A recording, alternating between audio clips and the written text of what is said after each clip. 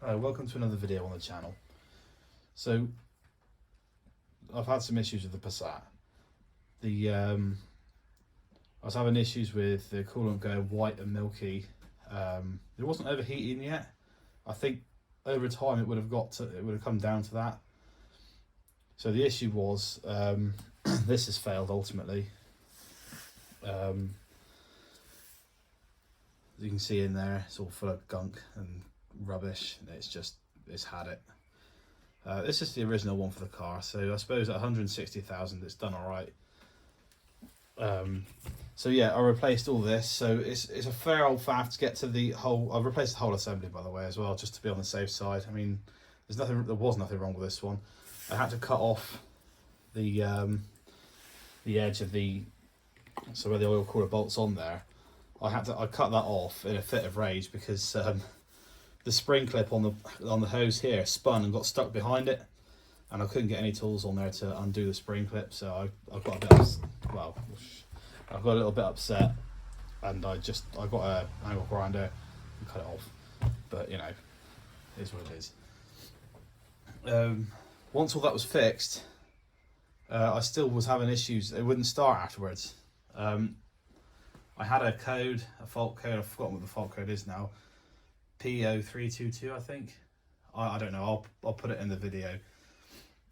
The car wouldn't start, and I checked for codes, and it was saying there was no signal from the crank position sensor, which looks something like this.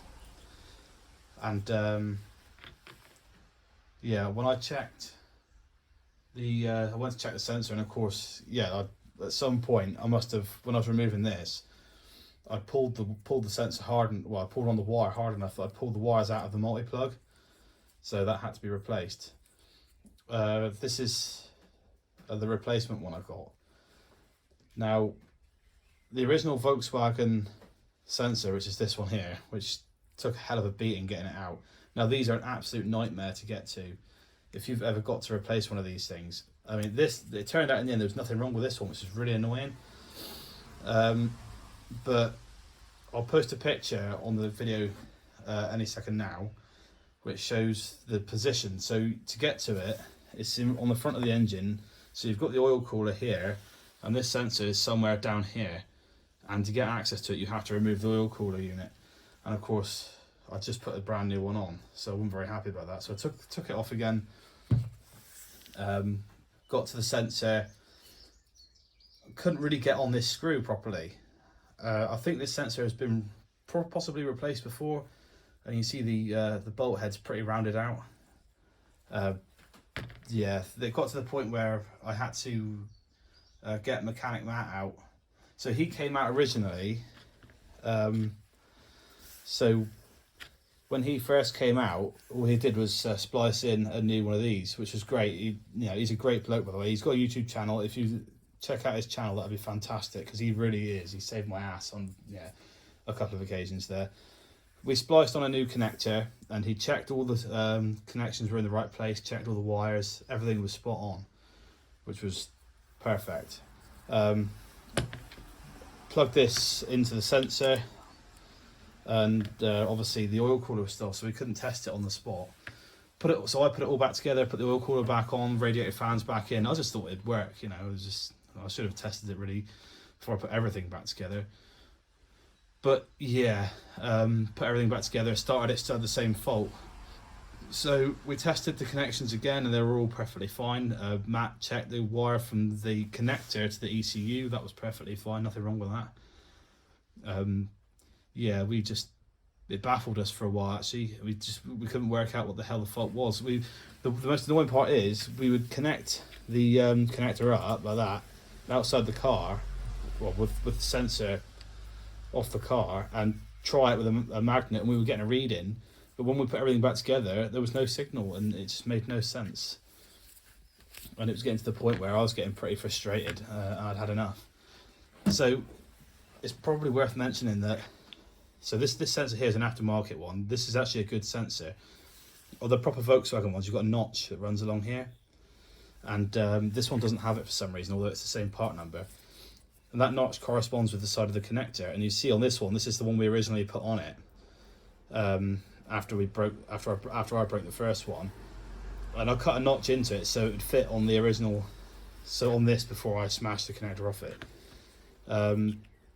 it fit on there fine, and it did feel a little bit loose on the original one, but yeah, it was just crap.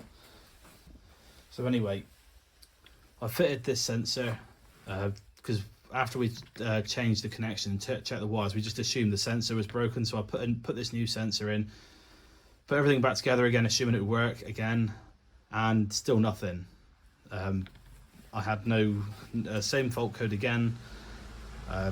Yeah, and at this point I was getting pretty frustrated. So we took it all apart again. Well, I took it all apart again, and yeah, we checked everything again. Matt came back and checked everything again, and still we couldn't find anything that could be causing the issue.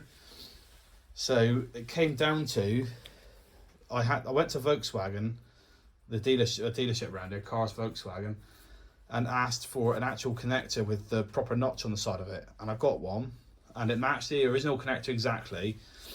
But what I don't understand was it's exactly the same. Everything is exactly the same apart from this notch. It just had the original notch on it. We fitted that connector. We didn't even we took the pins out of this one, put them into the new, just the shell really, put them into it, plugged it in, straight away it worked. So it came down to that. So if your crank sensor on your Passat ever goes bad, make sure, or you damage the connector, make sure you get a genuine Volkswagen connector with the actual notch in the side, because it seems to make a massive difference, even though these were all in the same place and it went on the same way. But I guess it is what it is.